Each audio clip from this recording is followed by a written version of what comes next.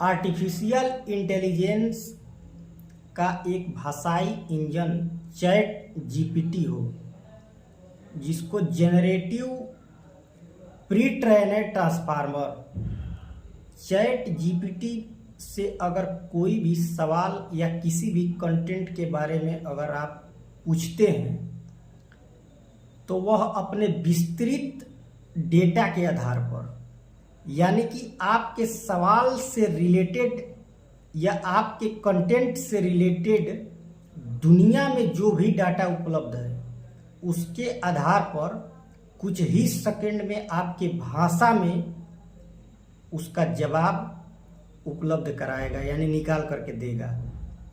लेकिन ध्यान रहे कि जीपीटी गूगल नहीं है। जीपीटी आपके सवाल का जवाब इमोशनली तरीका से देता है। आपसे आप जो भी चैट जीपीटी पर सर्च करते हैं उससे आपको इमोशनली जवाब मिलता है। पॉजिटिव सेंस में देखें तो जीपीटी आपको हर तरीके से कम समय में या कोई भी डाटा या कोई भी सवाल का जवाब दे रहा है और हर तरीके से आपको सपोर्ट कर रहा है।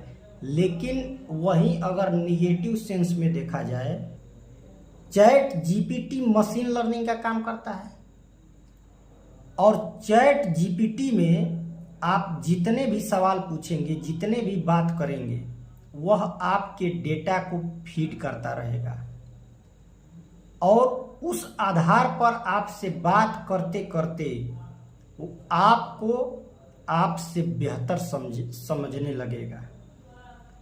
उसके बाद चैट जीपीटी यह समझ जाएगा कि आपका इमोशन कब ट्रिगर होता है, कब लो होता है, आप क्या सोचते हैं, आप कैसे विचार करते हैं, और इस आधार पर वह आपके डेटा को सर्वर में लोड करेगा।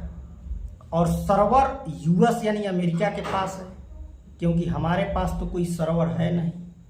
अब अमेरिका में बैठा कोई व्यक्ति आपके डेटा के आधार पर वह आपको चाहे जिस पार्टी में के पक्ष में या विपक्ष में या जिस मुद्दे के या कोई मैटर के पक्ष या विपक्ष में आपको मैनिपुलेट कर सकता है।